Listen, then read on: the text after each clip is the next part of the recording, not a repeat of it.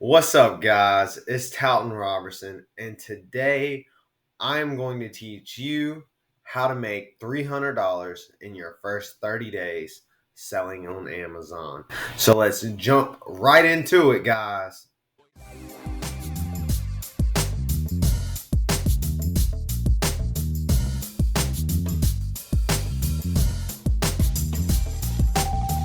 All right, guys, now that we're in my computer, if you don't already have an Amazon seller account, we're going to want to go ahead and get an Amazon seller account.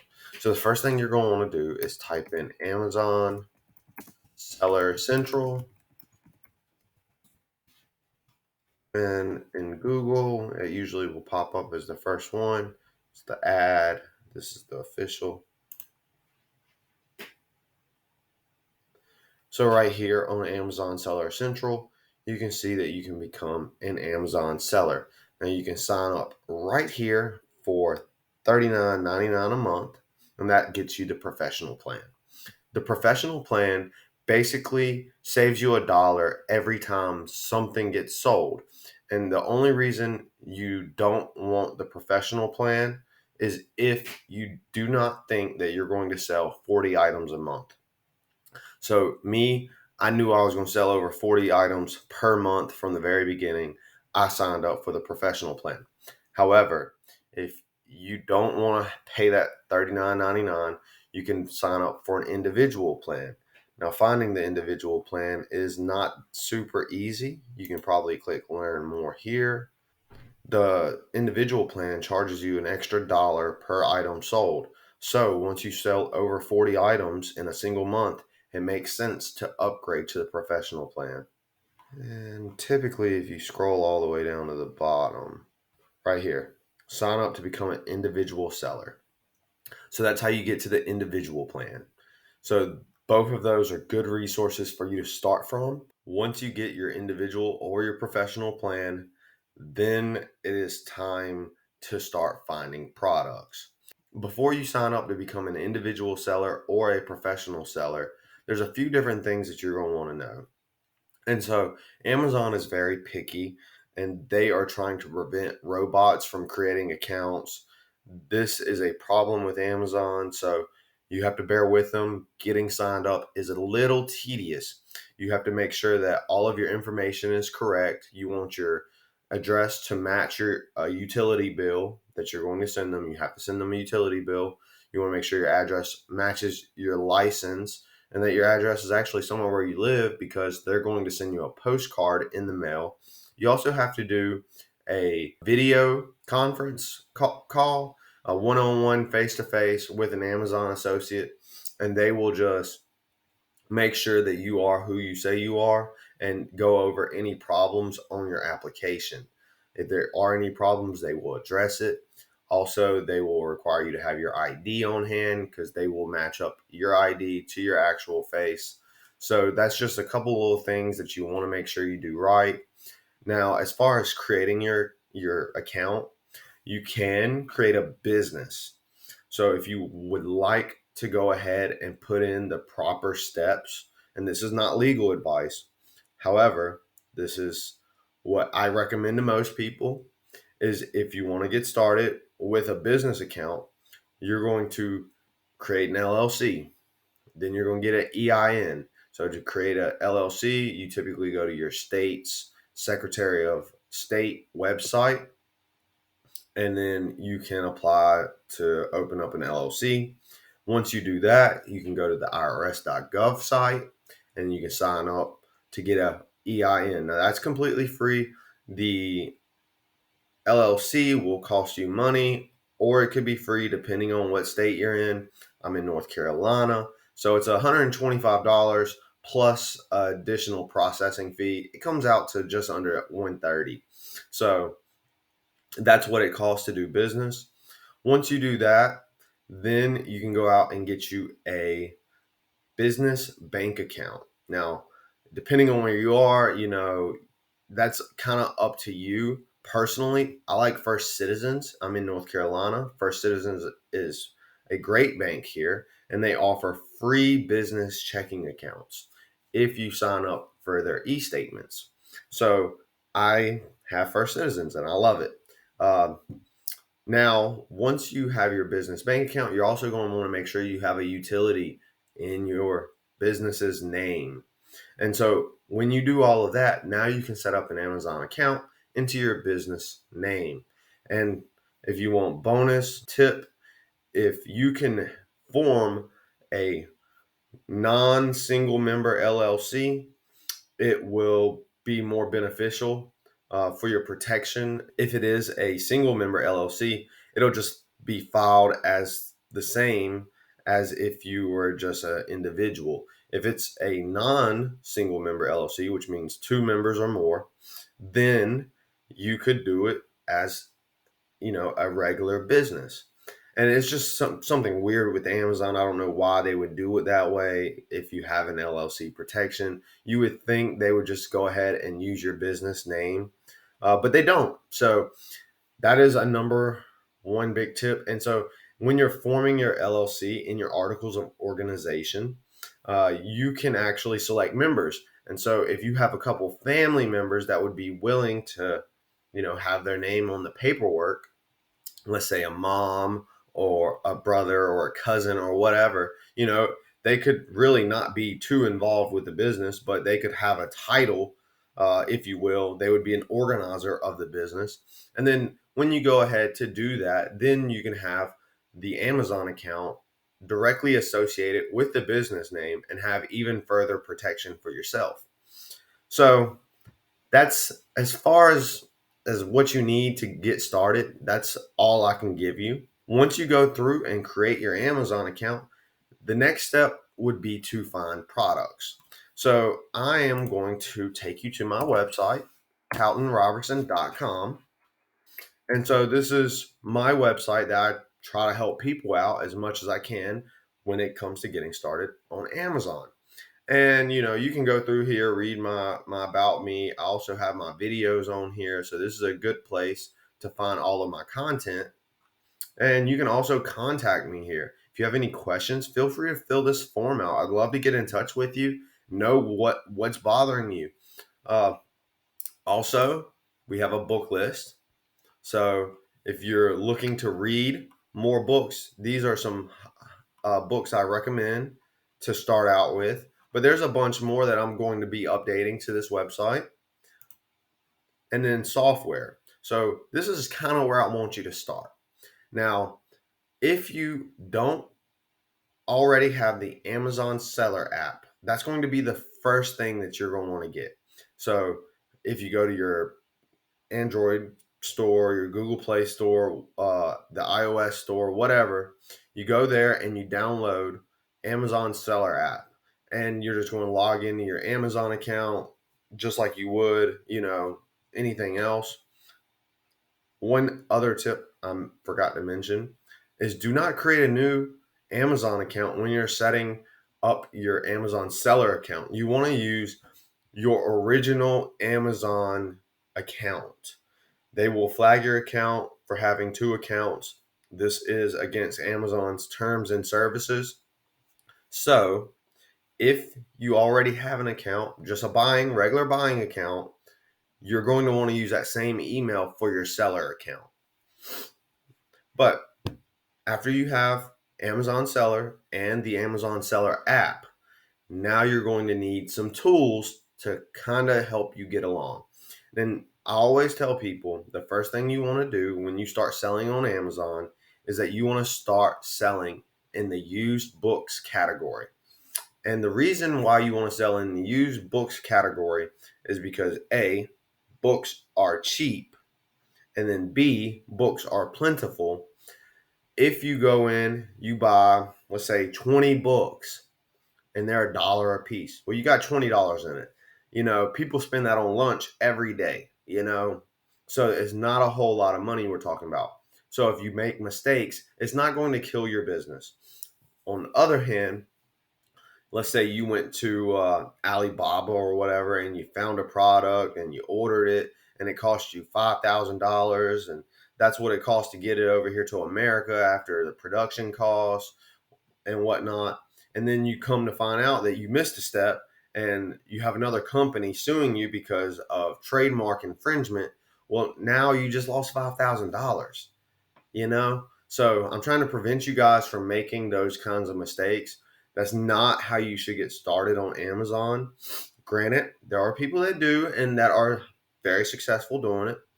But for your average startup, you just want to start learning it, because it took me 2 years to really get the hang of Amazon and actually know what it's all about.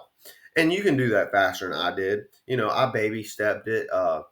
Once I got approved to sell on Amazon, at that point, I just fed the beast.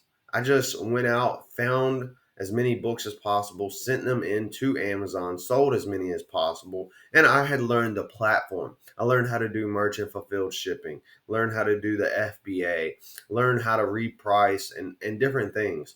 And it still took me some time because I didn't have someone like me helping me out. So after you do that, you're going to want to jump over to my website and then go to the software page and then click right here to start a free trial for Scoutly. Now, when you start your free trial, you get 30 days free. So, in that first 30 days, you're going to want to go out and scan as many books as you possibly can. And so you're going to go to places like Goodwill, Salvation Army. You're going to look up estate sales, and you can do that on Estate Sale Finder. Then you're going to also look up library sales, and then you're going to find those either on Facebook.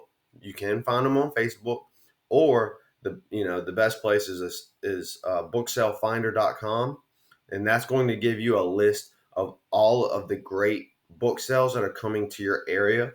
And so, like, they do it by state. So I'm in North Carolina, so I'll click North Carolina, and here I'll just do an example so you guys can see. We're gonna go to booksalefinder.com, and you can see the map here. First thing you're going to do is click on your state. So I'm going to click here. And then so you can see here, June. The Brevard sale is the only one happening in June. I actually went to this sale on the opening day, so that's where I was at.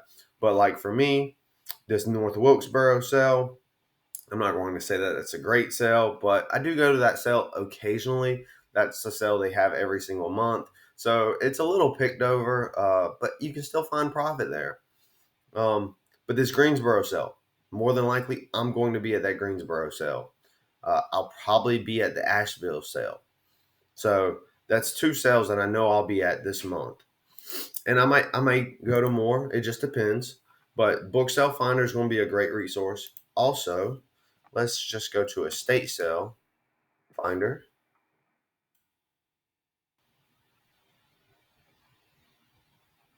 So it's estatesales.net. That's going to be the website that you go to. And then see here, you can just type in your city. So I'm just going to do near my location. I'm in the Charlotte area, so it's not really like I'm trying to hide that from you guys. But for some reason, okay, Charlotte. Okay, so like here we go. We have a couple different sales, and then you can just click on any of these. I'm just going to go to, let's look at this one. 6 days, 170 pictures. And so you can actually sell things that aren't necessarily books in the beginning, but you're more than likely going to want to sell them on eBay until you've learned the Amazon protocol. So here I would just scroll through, see if I see anything of value that I think I could make some money on.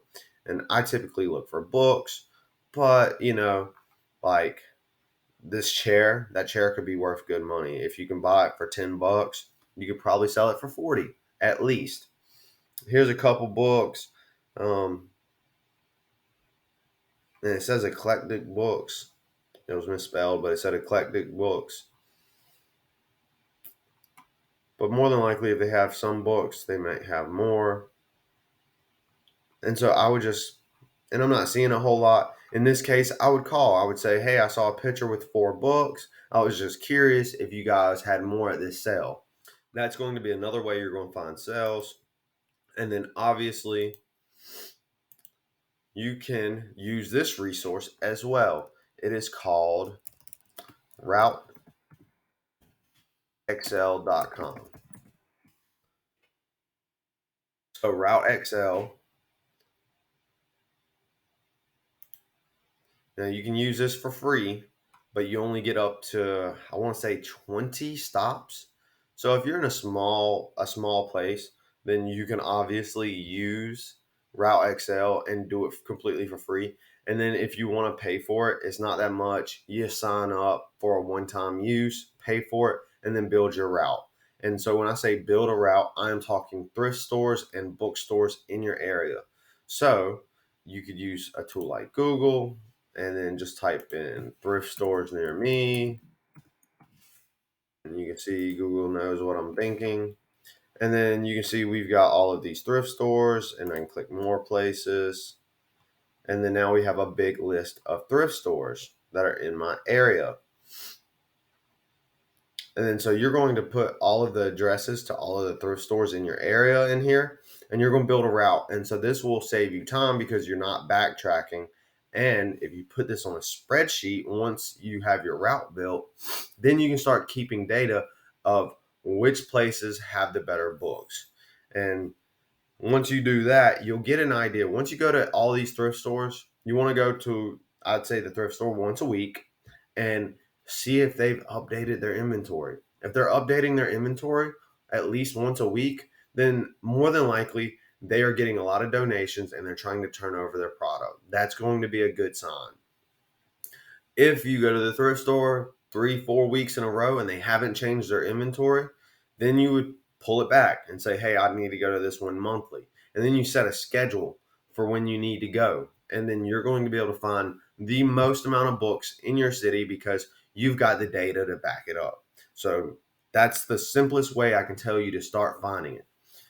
But you're going to want to start your free trial with Scoutly. And when you do start this free trial, let's just click it so it'll take you to the page.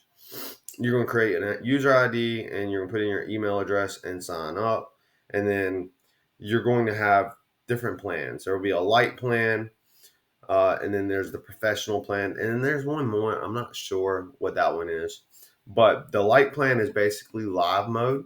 This is $10 a month. I would steer clear of that one, not because it's cheap, but because it's going to slow you down. And so when I say it's live mode, essentially you are going to be scanning a barcode with your phone or a Bluetooth scanner. And so when you scan that barcode, the app Scoutly has to retrieve the data. And so it has to send a signal up to a satellite, comes back down to a server, grabs that information. When it grabs that information, it goes back up to a satellite and then comes back down to your phone where it'll appear. And once that appears, that process could have taken a second, 2 seconds, maybe even 10 seconds. Just depends on how much reception you have and the speed of your phone and different things like that.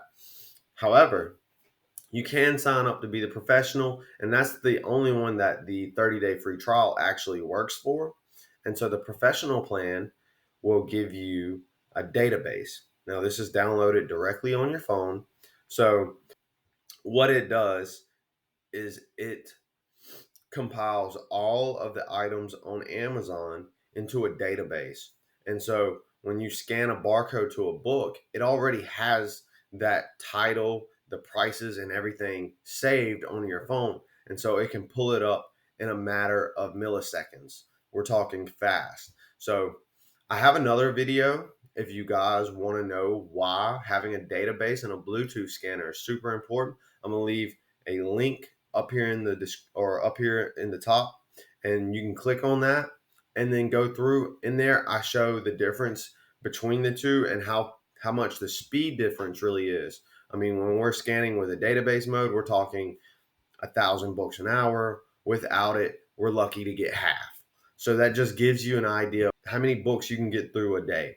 And when it comes to selling books, the name of the game is speed, because 95% of all the books that are out there are not worth selling on Amazon. We're looking for that 5% on the top, the best 5% of the books that are out there. And so, coming across these, They can be hard, especially at thrift stores and estate sales and whatnot. Library sales, you're more likely to find better books and in a higher quantity as well. But with that being said, that is how you're going to start.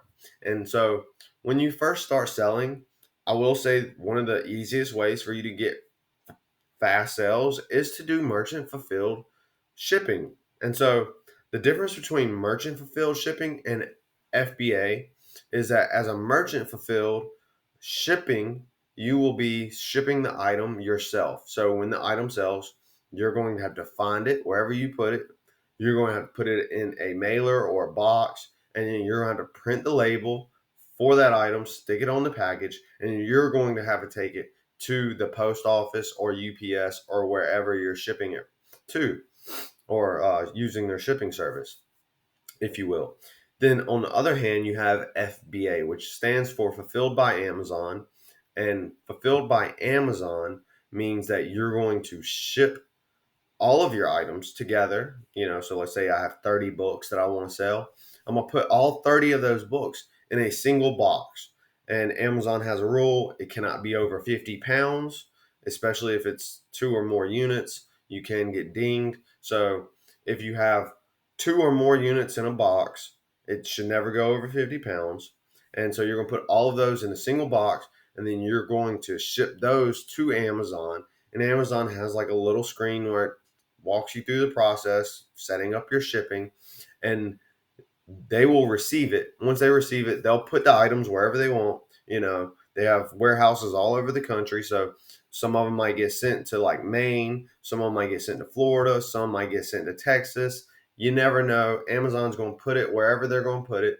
And once they have it in their possession, they will pick it, pack it, ship it, and handle any customer service for you. So once you do that, you let Amazon do the rest. And this is the method that I love the most, because I can go on vacation for 3 weeks and not have a care in the world. I know that Amazon's still going to be shipping my packages because I'm paying them to do it. And so when I mean I'm paying them to do it, Amazon charges a fee for this service, but it provides you peace of mind. Also, you don't have to work as hard. You can focus your attention on profitable activities. You're not making money when you're shipping out books to a customer. You're making the money when you're buying the books to provide that book to sell. Essentially what I'm saying is, if you don't have the product, you can't sell it. Which came first, the chicken or the egg? It's a good question, but if you don't have the items, you cannot sell it. So when I say make money, I mean acquiring products. The acquisition of products is going to be your main focus. So whether that's going to be going to thrift stores, estate sales, library sales, or even offering up free book pickups. And I also have another video you can click up here, and then you can find the video where I tell you all about how to find free book pickups, how to do it through Facebook Marketplace and Nextdoor. So that is pretty much the beginning of your journey. And in your first 30 days, if you are doing this properly, you will make over $300. I promise you guys that. Matter of fact, my first 30 days, I did $4,000 in sales. My profit, because I was new, I wasn't really, too sure on the profit, but I would say I made $1,000 profit. And so that's not terrible on $4,000 worth of sales. However, it could have been a lot more. I did sell some really good items my first month. I sold a ton of video games my first month. So don't limit yourselves just to books, but you definitely want to start out with books because it's going to give you a lot of learning. And that's what you need to do when you're starting selling on a new platform. So now that you have that, you already have Scoutly. You're out there scanning books. You go on Amazon, you list them. So you can either list them using Amazon's listing software, or you can download something like this, Accelerlist. And so Accelerlist is my preferred listing method. They make it super easy to list. Amazon makes you jump through a lot of hoops, and so this has a 14-day free trial, and so you can sign up for Accelerlist. Go ahead and get that 14-day free trial. Try it out. Now, when you have Accelerlist, I will say it is going to be much easier to use it if you pair it with a Bluetooth scanner. So I have a Bluetooth scanner right here. Sorry. I have a Bluetooth scanner right here, still brand new in the box. And so this is an eYoYo scanner. eYoYo makes pretty good scanners. I use their product, so this is actually the third eYoYo I bought. So I can't say that about any other scanner brand, but this one in particular is very nice. This is their new model. I'm actually going to be making a video about this one in particular soon, so you can be on the lookout for that. However, this is a Bluetooth scanner. You press the button, turn it on. You press the button, and you can see that barcode. That's a laser, and you can just scan a barcode with that. You can actually pair this to your computer or your phone. So if you have a Bluetooth scanner, which I highly recommend, and this one's only $50, and for $50, it is a smoking hot deal. I've got another one that's very similar that I paid $200 for. And so I'm not really recommending that one to anyone at the moment because $200 is a lot of money to spend on a scanner. If it breaks or if you lose it or you drop it, that's a lot of money going out the window. And I know times are tight right now, so I'm trying to help you guys out the best I can. So that's going to be one of the best scanners I would recommend currently. And like I said, a video on that is coming out.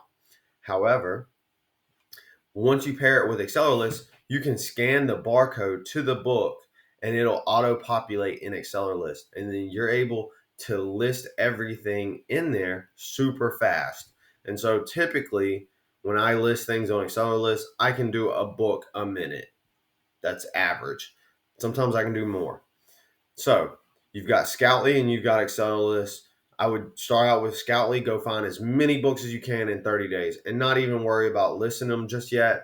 You know, once you have about, I would say, a minimum of 40 books, then you can list. But honestly, 100 books would be what you should shoot for. If you can get 100 books your first week, that's awesome. If you can get 100 books your first month, then that's okay. You know, that's where you're starting from, and you can improve upon that as you learn the different thrift stores, the different bookstores, you know, throughout the city. But Scoutly, the reason why you want Scoutly is because it's going to help you make decisions buying the products. So if you go to buy a product on Amazon for like $5, and then you see that it's selling Prime for 15, well, after you know they ship it to you and everything, and then you pay the Amazon fee and the selling fee, there's really no room for profit. And so Scoutly actually will show you all of the bottom 20 sellers and what they're selling it for. And so with that, you already have a competitive advantage. You know what it's selling for. You don't have to look it up. It auto populates it and it makes a buying decision for you. So you're able to get a lot more books in a lot less time. But if you want to do it the free way, just use the Amazon Seller app. And then when you use the Amazon Seller app, you're going to click the listing. And then you're going to look at the lowest prices and see what it's priced at. And so that's going to take every bit of 1 minute per book to where I'm going to be doing 20 books per minute. So you can see how I can outrace you every single time. So, like I said, Scoutly, that's how you're going to find your books. Accelerlist is going to be the best listing software for listing your books. Now, if you want to use the Amazon platform to do that, that's okay. It's not really ideal for listing books. And if you ever try it, you'll see why. But you can do it. There's also a tool called Keepa. Now, I will say this is a very valuable tool, especially for new booksellers. However, you don't really need it if you're buying Scoutly. And the reason I say that is because Keepa basically keeps up with different items on Amazon, and they provide you a historical chart and other data like who's watching this item, different things. But the historical chart is the main thing that it's used for. And so I can look at the historical chart on an item and I can see whether or not this item has sold in the last 6 months, last 3 months, last year, whatever, and sometimes it can go back 7, 8, 9, 10 years, and it has data on the last 10 years. And so you're really able to see, like, has this book fallen in demand? Has it risen in demand? Yeah, so Keepa is a really good tool for that. However, if you have Scoutly, it does have a chart that you can integrate into your scanning. And so the chart only works on live mode. It does not work on the database mode. So one of the things that I like to do is I like to set my triggers up to be very loose. And so when I say triggers basically mean the parameters that I set to indicate whether this is a book that I would want to buy. So like one of my triggers could be set for $15 or more on the price. And so if the book is selling for 15 or more, it'll trigger, I'll get a cha-ching, and then I'll know to look at this book. And so when I say I set them loose, I mean, not everything that I look at that it cha-chings on is going to be something that I actually buy. I may look at it and say, oh, this actually doesn't have a lot of demand and it's got a couple of offers. I'm going to leave it back. I'm going to leave it on the shelf. I'm not going to take it home with me. So, once you do that, like set your triggers up and start scanning, you can set it to do a live check on your second scan. And so that's what I do. So what I'll do is I'll scan all of the books at a store and I'll put them all in a basket. And then at the end of me scanning everything, I'll scan everything in my cart again. And then this scans on live mode. And that way I can see the chart and I can actually see the live prices, because the database is only going to be as accurate as the most recent time you downloaded it. So the database is a snapshot in time. And with that being said, you're going to only see the data that got snapshot when you downloaded it. So if the database is 2 days old, more than likely the prices on everything has changed. And then so once you go out and you find all of these books, you're going to list them and then sell them. And you'll be surprised at what people will pay for books. Books used to be a high value ticket item. People used to have more value on books. And today, there are a lot of cheap books. However, there are still plenty of books that people value. And so if you look back here on my shelf, I know it's kind of hard to see, but I've got this full of books that I recently bought at a library sale. And so I got lucky. I was the only reseller at this sale. And so with that being said, I absolutely murdered this sale.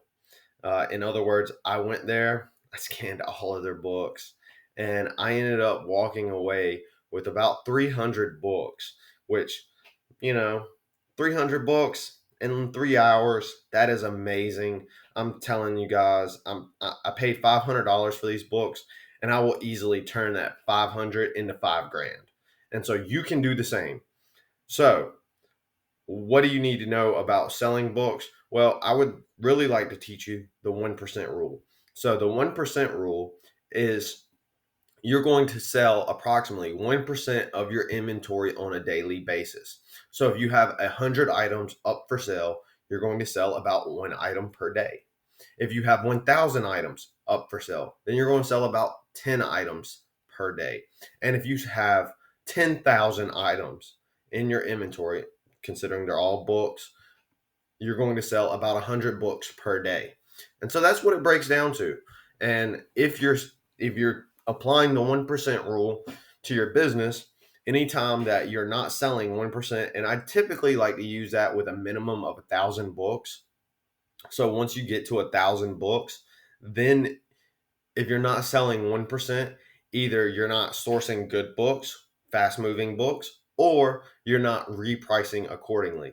And so one of the best repricing tools that I could offer you guys is Nuprice. This would be my next best recommendation. And so Nuprice is a repricer that you can use to reprice all of your books, and you can do it in a snapshot. You can actually outsource the work to a virtual assistant. And so that is what I did. I outsourced my repricing to my virtual assistant, Abby, and she's great. I love her. She does a excellent job at what she does, and I have her reprice all of my inventory, and I also have her write blogs for me. So she actually creates the blogs, and I kind of go in and I'll edit them and change them around if I need to. But a lot of the times, she's putting very valuable information in these blogs, and I may just change some of the wording. So, with that being said, you can get you Nuprice. Now, I do have a video for Nuprice that teaches you how to use it. So, again, up here, you can click on that video and learn about Nuprice. And as far as hiring a virtual assistant to do this for you, you're going to want to go to onlinejobs.ph. And so this is a Philippines website. So you can see this is the job board for virtual Philippine workers. This is where you want to go if you want to find someone that's going to be able to work for you overseas. They actually are 12 hours ahead of, Eastern Standard Time. So when I'm sleeping, she's working. And I love it because it takes a lot of stress off of me not having to do the repricing myself.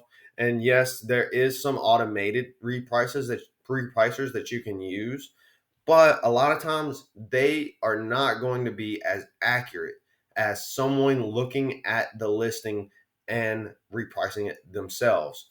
So right here, what you're going to do is you're going to be looking for talent. You would just search up virtual assistant here, search it. And one of the things that you will have to do is actually sign up for this. And so it costs $70, but you can sign up on there for $70, put a post. And so when I did this, I actually got about 100 applicants, and I just contacted the top 5. And if you do that, the top 5, and you have a process for hiring one of these, then you will find someone that will actually do the work and do it relatively cheaply, considering the cost to live in the US. Minimum wage here is $7. You can actually find someone to do the work for you. I've seen prices as low as $1.50 an hour, and I've seen prices as high as like 6. Usually, for someone who's making $6 an hour in the Philippines, this is really good money over there. And just to kind of break it down for you, $2 here is about 100 Philippine pesos there. So that just kind of gives you an idea of like how much something's worth. Um, as far as hiring that person, you're just going to want to make sure that they have good internet connection, that they can speak English because you don't want a communication barrier, and that they understand. They have an understanding. So typically, people in the Philippines, they're very Americanized and they're very respectful. So you got to make sure that you are not mean. I would never be mean to anyone in general, but especially to my virtual assistant. She is an angel. She does everything I ask, and it's always yes sir, no sir. And I've had to tell her, you don't have to call me sir, but it's just part of their culture. They're just really good people in general, and of course, there's always bad eggs in the group, but as a whole, the people in the Philippines are very, very nice and very Americanized. They actually have a lot of American culture. And so, they know about like pop culture here and rock bands and whatnot. So they are going to be one of the best groups of people for you to actually look for hiring. Now you can hire someone, say from Venezuela or India or wherever. You can even find you a virtual assistant in the US. However, they're going to be a little more expensive or a little less trustworthy or less hardworking for the most part. Now, granted, you can always find someone good no matter where you're at. So if you don't want to hire a virtual assistant from the Philippines, that's okay. You can hire them somewhere else. I recommend hiring them in the Philippines because A, it helps my bottom line, and B, that you're just going to find better quality candidates almost 9 times out of 10. So I've literally hired my VA just to do the repricing, and then I actually got her to start doing the blogging for me recently. And so you can do the same. You can have them, do the repricing for you. You can have them fix stuff on your Amazon account. So let's say you have stranded items and you want them to fix your stranded items. You can do all of that using a virtual assistant. And so that would be one of the best recommendations I can give you, because you can have them do a lot of stuff for you. And then once you get to where a point where you're just spending a lot of time sourcing, you're definitely going to want to hire someone to do the listing for you, because listing, it takes time. It's not a profitable activity. It's just something that you have to do. The profitable activity, like I said, is actually acquiring the books for sale. So if I'm out buying books all the time, it's nice to have someone list the books. And so actually, I have an employee who lists all of my books for me on Amazon, and then whatever cannot be listed on Amazon, I have them list them on eBay. And so that's how my business works. I primarily do the sourcing. And so if you want to automate your business, you're going to want to automate every aspect of your business and give someone a role in your business to take care of that job. So I have an employee for, listing. I have an employee for repricing and blogging. Uh, I am the only bottleneck in my business currently because I do not have someone to go out and source for me. Now, granted, I do kind of have someone to go out and source for me, so I'm able to get some books, but it's not to the extent of what I want at the moment. I would like to have someone out there finding me 200 books, 300 books a week. And then if I was able to do that, my business would grow perpetually without my need to participate. And so at a certain point, when you're no longer needed in your business, that's when you are the owner of the business. I mean, you own the business when you start it. However, the business also owns you. So you don't want the business to own you. You want to own the business. So it's important that as you grow, you start putting people in place to do these different jobs. And so that's what I would tell you to do. And guys, that's pretty much the best advice I can give you. And, you got this. All you have to do is start one foot in front of the other. You know, First step, Scoutly, download it, start finding books. Don't worry about anything else until you've done that. Once the time comes and you got to list them, then you figure out Accelerlist. Don't think you have to figure it all out, because you will get consumed by paralysis, by overanalysis. And that's not what you want. You don't want to have to think that you know it all. It's called a journey because when you go through it, you are learning the entire time.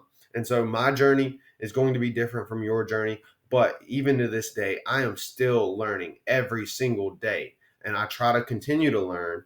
So I want you guys to do the same. I want you to go out there and hustle. And if you found this video quite helpful, go ahead, smash that like button, hit the subscribe so that you can help my channel out and help more people get relevant content to fit their needs so that we can just have a better world. Because ultimately, that's the goal. We all want to live in a place that we want to live. We don't want to live somewhere where we're stricken by poverty or have no opportunity. And right now, we're in the digital age. If you have a laptop, you have more opportunity than everyone else, because there is just so much opportunity on the internet right now. And this is just one of the different ways that you can actually make money online. And this is my favorite hustle that you can do. And it is a hustle because it does require a lot of work. But once you build it up and you put the people in place, then it's a business and you own that business and you don't have to participate in it. So again, guys, that's everything. I hope you enjoyed this video and I look forward to seeing you next time.